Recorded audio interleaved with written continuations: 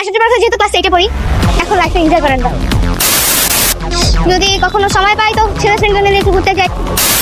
তো বাবা মা সবসময় অ্যালাউ করে না, আর বাবা মা যেহেতু এখন একা ছাড়ছে, তো ওইটা কি বলে, ওইটার একটা সুযোগ নিতেছি যে পড়াশোনা করবো আর আমার সোনার বাংলাদেশ বলে মেয়েদের 18 বছর না হলে বিয়ে দেওয়া যাবে না, কিন্তু আমার সোনার বাংলাদেশের মেয়েদের 12 বছর না হতেই ফিগারে কারেন্ট চলে আসে।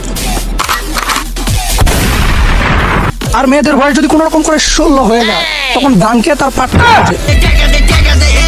কথা কোন ঠিক না বেঠিক, ঠিক না বেঠিক, আমি কথা কোন ঠিক না বেঠিক।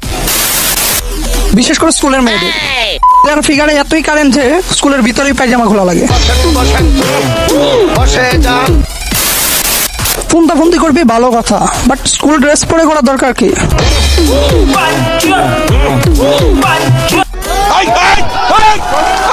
শালার মধ্যে রাত চুপ থাক, শালার মধ্যে রাত।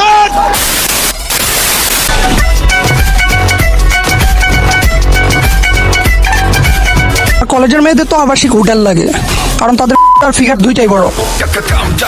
এখন করতে হবে কি? আমি পান্তা ভাতে মাস্টার আছি, তাজা তাজা কি প্ল্যান এ বি।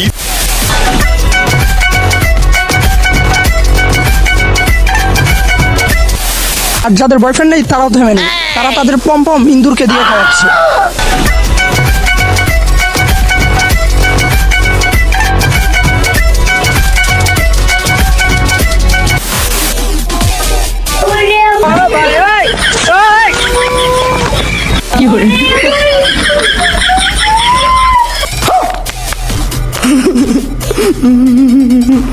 সুটিয়ে লাল করে দেবো, নোংরামি বার করে দেবো।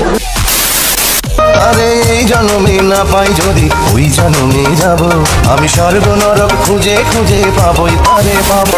বদলে গেছো তুমি সেই আগের তুমি নাই, বদলে গেছো তুমি সেই আগের তুমি নাই, মুখে না কইলে আমি আসর। 8 তারিখে বেতন পাবো, 18 তারিখ ওভার টাইম পাবো, মিলাইয়া দেখি ঘরের ভাড়াই জোটে না। সাদের চাকরি একবার কইরা চাকরি করে গার্মেন্টসে, কিন্তু টিকটকে এসে ভাব নেয় ঐশ্বরিয়া বেশি।